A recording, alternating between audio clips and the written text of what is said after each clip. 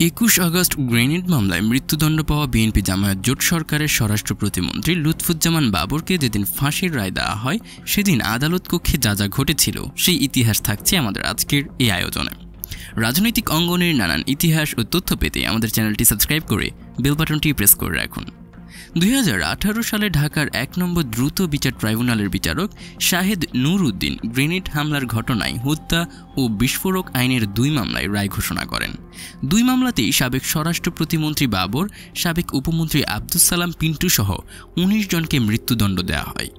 খালেদা জিয়ার বড় ছেলে বিএনপির ভারপ্রাপ্ত চেয়ারম্যান তারেক রহমান, খালেদা জিয়ার রাজনৈতিক সচিব হারিছ চৌধুরী সহ 19 জনকে দেওয়া হয় যাবজ্জীবন কারাদণ্ড। এছাড়া সামরিক বাহিনী ও পুলিশের তখনকার 11 কর্মকর্তাকে বিভিন্ন মেয়াদে কারাদণ্ড দিয়েছে আদালত। নেত্রকোনার সাবেক এমপি বাবর তার মৃত্যুদণ্ডের রায়টি শুনলেন নিজের 60তম জন্মদিনে। জাতীয় সংসদের তথ্য অনুযায়ী 1958 সালের 10 অক্টোবর বাবরের জন্ম।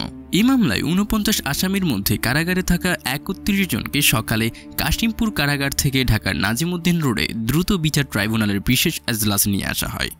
অন্য আসামিদের প্রিজন ভ্যানে করে আনা হলেও বাবর সহ কয়েকজনকে আনা হয় পুলিশের একটি সাদা মাইক্রোবাসে কড়া পাহারার মধ্যে। বেলা 11:15টায় বাবরকে সবার আগে আদালত ভবনের 2য় তলায় এজলাস কক্ষে নেওয়া হয়।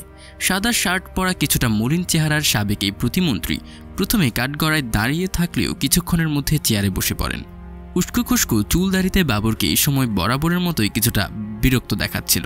কপালে ভাঁজ আর চুলে একবার হাত বোলাতে দেখা যায় তাকে।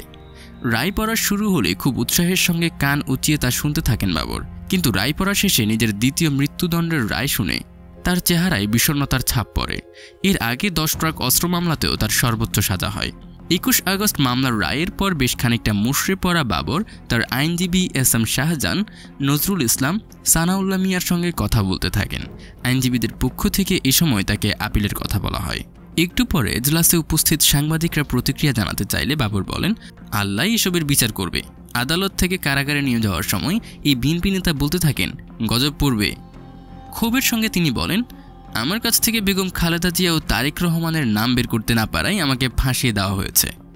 রায়ের পর কাশিমপুর কারাগারে ফিরিয়ে নেয়ার জন্য আদালতের সামনে রাস্তায় আগের মাইক্রোবাসে তোলা হয় বাবরকে।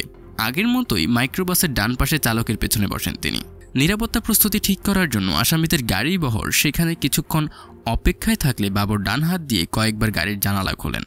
এই সময় গোয়েন্দা পুলিশের এক সহকারী কমিশনার জানালা খোলার কারণ জানতে চাইলে বাবর গলায় হাত দিয়ে বলেন, আমার কাশি। সে সময় সাংবাদিকরা গাড়ির দিকে এগিয়ে যেতে চাইলে পুলিশ তাদের থামিয়ে দেয়। কিছুক্ষণ জানালা খোলা রাখার পর বাবর নিজেই তা বন্ধ করে দেন। বিএনপি জামায়াত শাসনামলের দাপটে প্রতিমন্ত্রী ছিলেন লুৎফুজ্জামান বাবর। র্যাব প্রতিষ্ঠায় যার গুরুত্বপূর্ণ ভূমিকা ছিল। স্বরাষ্ট্র প্রতিমন্ত্রীর মতো গুরুত্বপূর্ণ পদে থেকে বাংলা ইংরেজি মিশিয়ে বলা বিভিন্ন মন্তব্যের কারণে প্রায় তিনি সংবাদপত্রের শিরোনামে আসতেন।